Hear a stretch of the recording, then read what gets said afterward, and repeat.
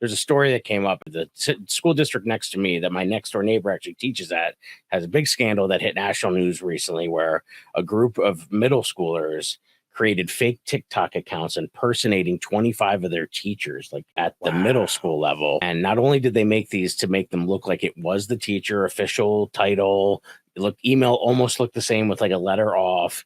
And they created, slanderous stuff. They're posting pornographic stuff, pedophilia stuff, homophobic stuff, as if they were the teacher. And then they're commenting on each other's posts. Like it was this onslaught of like just slanderous stuff. So we're talking about kids being more emotionally, but then at the same time, now what happens is they have these devices and now they could uproot a whole person. Now these teachers the school district said they're protected by the First Amendment.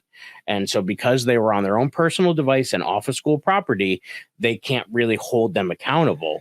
And so now, these teachers now are going to have to file slander lawsuits for defamation of character, but now their whole lives are being uprooted. Money's being spent, time, stress, emotional currency, because a few 13-year-olds were tapping a device and clearly their parents gave them this device without even it's like giving them a loaded weapon with no supervision. So that's what's scary about it is you're right. They are more emotionally tuned in and they're more privy to what's going on. And it's giving them the gall to do something like this. Could you imagine if you found out that your son was someone who had created an account, was taking part in this, and was that's like the new age finding your kids doing drugs. That's what everyone's upset with TikTok right now, right? It's like it's too much, with the AI where you can make it look like I'm saying something that I didn't say. 100%. Right? Every time I open my phone, LeBron James is talking about Michael Jordan. He's not, but they set it up where he's like, I'm better than that.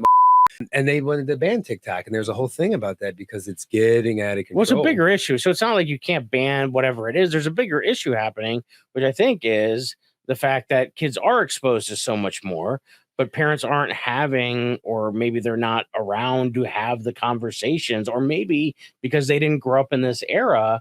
Your average parent who maybe is 45 years or older, that couldn't even imagine a world because for us, somebody would have passed around a funny sketch that somebody drew, write something on the bathroom stall. And it would have been in a very controlled environment. But these kids are putting out of the toothpaste tube, and you can't put that shit back in the tube. Now it's out in the world. They posted it on the internet. It is forever out there.